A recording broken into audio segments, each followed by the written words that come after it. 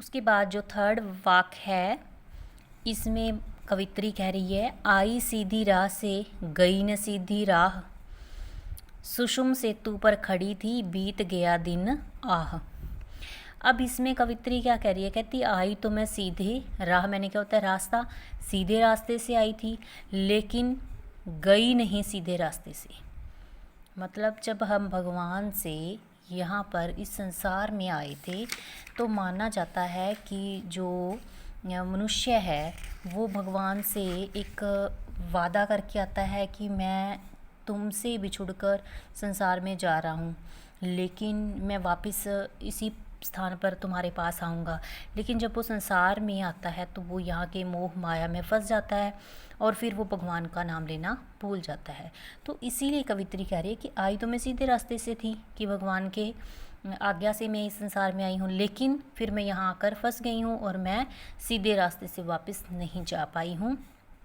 सुषुम सेतु पर खड़ी थी बीत गया दिन आह। सुषुम होता है एक सुषुम्ना नाड़ी मानी जाती है, जिसको जो जैसे योगी होते हैं ना, वो लोग अलग अलग तरह के योग साधना करते हैं, तो वो तपस्या करते हुए या योग आसन करते करते वो उस नाड़ी को माना जाता है कि उसको जो अपनी उसमें नियंत्रण में कर लेते हैं उनको भगवान की प्राप्ति हो जाती है। उनके लिए भगवान से मिलने का द्वार जो 10वां द्वार माना जाता है वो खुल जाता है। ठीक है, तो वो कहती मैं तो इस प्रकार जो सुषुम्ना नाड़ी है उसी के सेतु मैंने होता है बांध, कहती उसी पुल पर खड़ी रही, उसी बांध पर खड़ी रही और कहती आह दिन तो बीत गया। हम आह भर के कहते हैं ना, आह भरते हैं जब हम, तो हम आह वर्ड का प्रयोग करते हैं, तो उसी प्रकार वो कहती ये दिन तो बीत गया है। जब टटोली कौड़ी न पाई, इसका मतलब क्या है, टटोली मैंने ढूंढना, कौड़ी मैंने जैसे हम कह देते फूटी कौड़ी, मतलब रुपए से, इसका मीन्स है पैसे से है। न पाई मिली नहीं। ठीक है, कहती जब मैंने इसको टटोला ढूंढा, मैंने पैसे मतलब कुछ खर्च, तो मुझे कुछ भी नहीं मिला, एक कौड़ी भी नहीं मिली। माझी को दूं क्या उतराई, माझी कौन होता है, नाव चलाने वाला। ठीक है, तो कहती मैं उतराई का मतलब क्या हुआ कि जैसे हम बस में गए हैं तो हम उसको ड्राइवर को हमें कुछ रुपए जो किराए के रूप में पे करने पड़ते हैं, तो उसी प्रकार वो कहती है मैं माझी को क्या दूं, क्योंकि मेरे पास तो कुछ भी नहीं है, तो मैं उतरने के लिए यहाँ तक लाने के लिए उसको क्या मैं दूं। ये उसने भगवान के लिए इस वाक्य में प्रयोग किया है कि अब मेरे पास तो देने के लिए भगवान को कुछ भी नहीं है। हम भगवान को क्या दे सकते हैं, हम नाम रूपी धन भगवान को दे सकते हैं, और वो हम तभी देंगे वापस जाकर भगवान को जब हमने इस संसार में रहते हुए कभी नाम सिमरन किया होगा तो। ठीक है, इसीलिए वो कह रही है कि मेरे पास तो एक फूटी कौड़ी भी नहीं है, क्योंकि मैं तो सुषुम्ना नाड़ी को साधने में या ऐसी साधनाओं में व्रत तपस्या में लगी रही, मैंने तो कभी भगवान का सिमरन किया ही नहीं, तो अब मैं भगवान को वापस क्या दूं जाकर। ठीक है, नेक्स्ट है थल थल में बसता है शिव ही।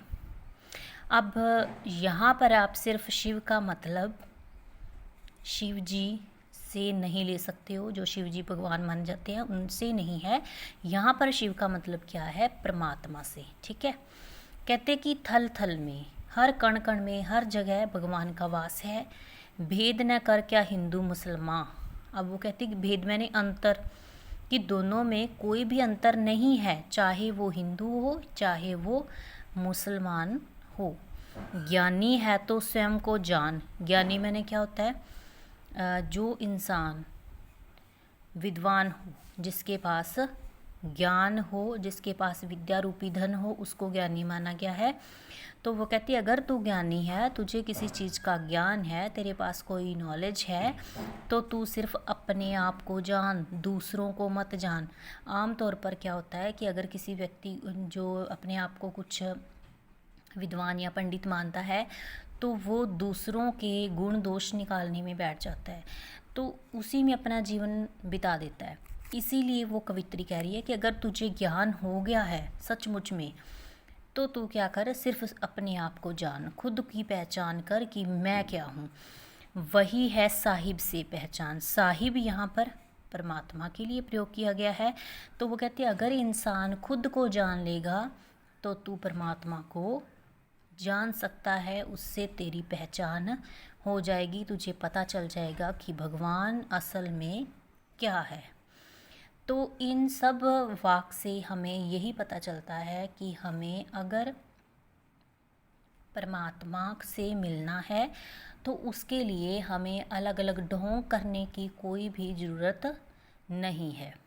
हम इस संसार में रहते हुए उस भगवान को याद करें। अगर अपना काम सच्चाई ईमानदारी के साथ करें, जो भी हम काम कर रहे हैं मेहनत की कमाई हम अपने घर में लाएं और साथ साथ भगवान का नाम सिमरन करते रहें तो हम परमात्मा को सहज ही प्राप्त कर सकते हैं। मानवता से प्रेम करना बहुत ज़रूरी है।